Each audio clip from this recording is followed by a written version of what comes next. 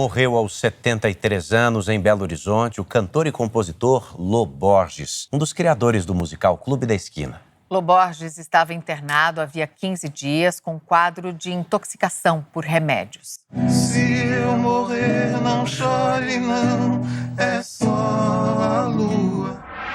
Foi uma perda muito importante e também fonte de um alerta. E esse alerta é o que abre o JR 15 Minutos de hoje. Vamos falar sobre intoxicação por medicamentos. Olha, não é uma tragédia isolada. Segundo o Ministério da Saúde, mais de 14 mil brasileiros foram internados por intoxicação medicamentosa aqui, pertinho, no ano de 2022. Isso significou um aumento de 18% em relação ao ano anterior. Quase 1.700.000 pessoas buscaram atendimento médico depois de reações adversas, ou então combinações perigosas. Eu tô falando daquele remédio que você tem na caixinha aí de remédios dentro da sua casa. Às vezes um remédio que você toma todo dia e mistura com algo que nem sabe. Vamos falar sobre isso? A automedicação é um problema, acúmulo de receitas. Quando é que remédio vira veneno, hein? Eu quero conversar sobre isso com Álvaro Putinelli, que é médico toxicologista. Doutor, muito bem-vindo ao JR 15 Minutos. Bom, olá a todos que nos ouvem, muito obrigado pelo convite. Doutor, a propósito da perda do Lô Borges, esse músico importante da música popular brasileira, a gente olha para dentro de casa nesse instante, olha para quantos de nós que não nos automedicamos há anos, há décadas. A gente olha para aquela farmacinha do nosso avô, da nossa avó dentro de casa e fica pensando, será que eu também não estou trilhando um caminho perigoso?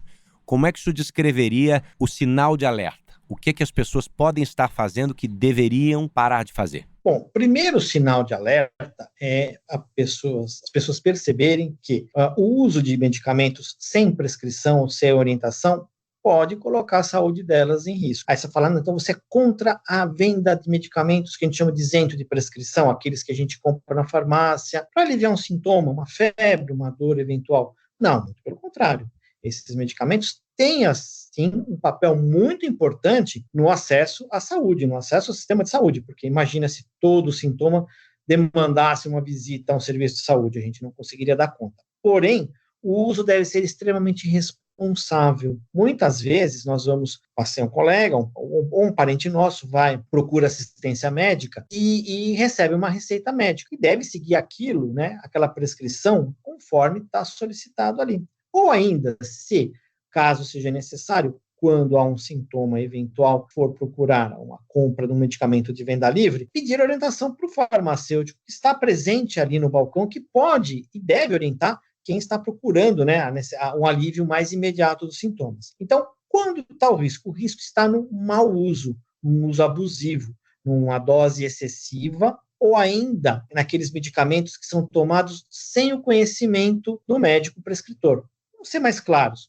Olha, estou fazendo um tratamento, tem medicamentos que têm determinados efeitos colaterais, que estão sendo acompanhados, estão sendo avaliados pelo médico prescritor. Mas eu tenho um outro sintoma, uma outra doença, eu vou lá e tomo medicamento sem o conhecimento desse médico. O que pode acontecer? Infelizmente, esses medicamentos podem interagir, podem se somar, e aí levar a um quadro de intoxicação, ou no mínimo aquilo que a gente chama de reação adversa à droga. É tudo aquilo que acontece de ruim enquanto o indivíduo está fazendo um tratamento com algum medicamento. Bom, o que me chama a atenção nisso tudo, doutor Álvaro, é que os remédios estão no topo da lista das intoxicações que levam pacientes aos hospitais hoje em dia. Ele perde para agrotóxicos e os agrotóxicos perdem para produtos de limpeza. Os remédios estão lá no topo da lista. Eu quero trazer a minha história para esse podcast. Eu tenho uma predisposição ao acúmulo de gordura na célula do fígado. Portanto, as minhas enzimas do fígado, as enzimas hepáticas, já são alteradas. Então, toda vez que eu preciso tomar algum remédio, eu já falo com o médico, olha, isso vai sobrecarregar muito o fígado? E ele já faz ali um rol de coisas, mas você está tomando quanto? O que mais? Para a gente poder dosar e não prejudicar o corpo humano. Na esteira do meu caso, eu gostaria que o senhor explicasse o que exatamente é a intoxicação medicamentosa. Como é que ela age dentro do meu organismo a ponto de levar a pessoa para o hospital? A intoxicação medicamentosa é aquela que acontece após o contato com um medicamento. Bom, e aí quais seriam os sintomas? São inúmeros, porque vai depender da classe de medicamento envolvido. Vamos pegar alguns exemplos dos medicamentos mais comuns. Vamos pegar um medicamento, um ansiolítico, popularmente chamado de calmante. Esse tipo de medicamento, quando usado inadequadamente, ou seja, em dose excessiva, ele pode levar ao quadro de sonolência, torpor, incoordenação motora e, em casos mais graves, até uma depressão do sistema respiratório e, eventualmente, evoluir para um quadro, um desfecho de morte. Isso pode acontecer? Pode, em quadros específicos onde há um abuso muito grande da ingestão desse tipo de medicamento. Uma outra classe de medicamento muito comum são os medicamentos anti-inflamatórios. Esses medicamentos anti-inflamatórios, eles atuam, obviamente, naquele foco da inflamação e da dor, mas também eles atuam no resto do organismo. Então, eles podem levar, por exemplo, a quadros de sangramento do tubo digestivo, né? Eles podem fazer com que haja perda de sangue pelo tubo digestivo, pode, em algumas pessoas mais sensíveis, desencadear até quadros de asma e principalmente em pacientes mais idosos, pode atacar os rins, quer dizer, pode diminuir a função dos rins. Veja, um medicamento que tem a sua função, idealmente desenhado, ele é estudado para conter um processo inflamatório, mas tem esses efeitos que podem acontecer.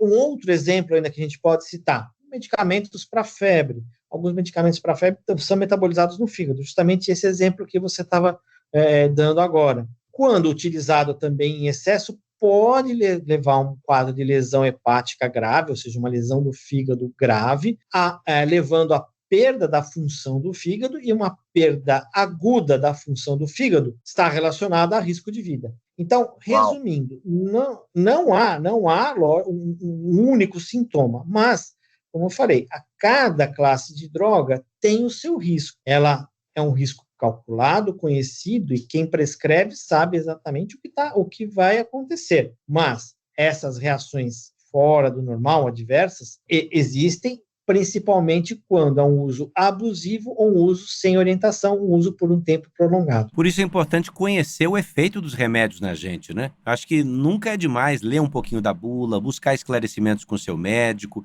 tirar dúvidas, né? Porque quando você entende o que está acontecendo e você fica com um pouquinho de pé atrás, essa preocupação acaba te ajudando. Além de calmantes, anti-inflamatórios e remédios para febre e para dor, que são tomados cotidianamente pelos brasileiros, a gente também pode citar os casos das interações entre os medicamentos. Às vezes, essas interações são tóxicas por excelência, né? Quais são os remédios que não deveriam ser misturados de maneira geral, doutor? Olha, nós temos que tomar cuidado, você tem que analisar cada caso a caso. E além dos medicamentos que a gente tem que tomar cuidado, a gente não deve, por exemplo, usar dois tipos de medicamento para inflamação ao mesmo tempo, 2 medicamentos anti-inflamatórios ao mesmo tempo, ou 2 medicamentos com a mesma função ao mesmo tempo. Por exemplo, a função de um medicamento anticoagulante. Então, é muito comum pessoas tomarem medicamentos anticoagulantes, ou aqueles que popularmente a gente fala para afinar o sangue, né? É porque tiveram um quadro de derrame, de infarto, e muitas vezes o que acontece? A soma, por exemplo, da ação do ácido acetilsalicílico com esses anticoagulantes, elas potencializam o efeito de sangramento. Então, como eu falei, os exemplos seriam inúmeros, né? Nossos 15 minutos seriam um pouco, mas o que eu quero lembrar é que medicamentos de família semelhante podem somar os seus efeitos, e há medicamentos que vão acabar interagindo um com o outro nesse sentido, potencializando efeito. E uma coisa que a gente pode introduzir também nessa discussão é o uso do álcool com medicamentos. Então, muitos medicamentos vão ter o seu efeito potencializado pelo álcool, seja o seu efeito, por exemplo, um calmante que a pessoa use e faça ingestão de álcool ao mesmo tempo. Pode ter uma potencialização desse efeito. Ou ainda, a pessoa toma um medicamento lá para dor, febre, que é metabolizado no fígado. O álcool é metabolizado no fígado. Pode sobrecarregar o órgão que está metabolizando, que está eliminando o medicamento. Se a gente fosse resumir, então, qual seria a conduta? A conduta faz o tratamento contínuo, né? Faz um tratamento crônico, e vai precisar colocar um novo remédio, vai precisar tomar um outro remédio, conversa com o seu médico. Às vezes os pacientes vão em 2 especialistas diferentes e não refere o que um prescreveu para o outro. Essa informação tem que estar às claras. Os pacientes devem, né, estar cientes de que todos os seus médicos, quando trata com mais de um especialista, devem saber o que o outro está prescrevendo, para que não haja a somação de efeitos. A gente até estava citando um caso, eu tive um caso particular na minha família. Minha avó tomava 2 medicamentos para o colesterol, um prescrito pelo geriatra e pelo cardiologista. Os 2 estavam certos? Sim, os 2 estavam certos. Ela precisava? Sim, ela precisava. Mas o que acontece? Ela tomava o dobro de uma dose necessária. Por quê? Ela acabou nessa questão não passando a informação de um lado para o outro e tendo essa dupla prescrição. E veja, e olha que a gente toma cuidado, está em cima, mas mesmo assim pode acontecer esses deslizes. Então, é muito importante a população estar ciente de avisar o seu médico daqueles medicamentos que ela está tomando e, se ela precisar de um medicamento a mais, ela faz um tratamento crônico, ela precisar, se eu tiver uma dor, o que eu posso tomar, o que eu não posso tomar? Pegar essa orientação com o seu médico, porque apesar do medicamento ser de venda livre, ou seja, a gente pode ir lá na farmácia comprar, em tese não dá satisfação para ninguém, todo medicamento tem um risco. Mas esse é um risco calculado e muitas vezes é necessário a gente correr, entre aspas, correr esse risco para corrigir o problema de saúde. Álvaro Putinelli Júnior é médico, toxicologista, está aqui com a gente hoje. Doutor, nesses casos mais graves, como no quadro que levou o Lô Borges à UTI, a intoxicação pode causar falência de órgãos, né? O que acontece no corpo até chegar a esse ponto crítico, doutor? Então, o que acontece? Determinados medicamentos, né, eles têm uma predileção, tem um órgão-alvo, por assim dizer. No caso, por exemplo, de medicamentos, há medicamentos para baixar a febre, que podem, ao serem ingeridos em excesso, levar à produção de metabólitos, de substâncias tóxicas que vão atacar as células lá do fígado. Vamos traduzir em miúdo. Quando a gente toma um medicamento, ele tem a sua função. Depois que ele exerce a sua função no organismo, o organismo precisa eliminá-lo. E para eliminá-lo, o organismo vai quebrando, vai transformando esse medicamento em substâncias mais fáceis de serem eliminadas pelo fígado, pela urina, né? De uma maneira mais rápida. Acontece que alguns medicamentos, ao serem transformados, eles produzem também um metabólito, uma substância que também é tóxica. Quando a dose é dada na prescrição adequada, essa produção de substância tóxica é mínima, não leva risco. Porém, não estou dizendo aqui que foi o caso do cantor, estou dizendo que em casos de intoxicação, pode acontecer de um uso excessivo e a produção dessa substância intermediária tóxica lesar o fígado e, como falei, destruindo o fígado de uma maneira muito abrupta, a função do fígado cai. Caindo a função do fígado, ela põe em risco a vida do paciente, porque o fígado tem várias funções importantes, ele produz várias substâncias, proteínas, ele regula vários processos metabólicos no organismo. Ficar sem essa barreira, esse grande filtro que também é o fígado, é incompatível com a vida. Excepcionais explicações, Dr. Álvaro Putinelli Júnior, médico toxicologista, falando aqui no JR 15 Minutos. Então, você que nos ouve, por favor, não seja mais um em quase 2 milhões de brasileiros que buscaram atendimento médico por causa de intoxicação medicamentosa. Claro, busque atendimento se for o caso, mas que você não precise e que possa fazer a prevenção em casa. Obrigado, doutor. Até a próxima. Muito obrigado. Estamos à disposição. Muito obrigado pelo convite.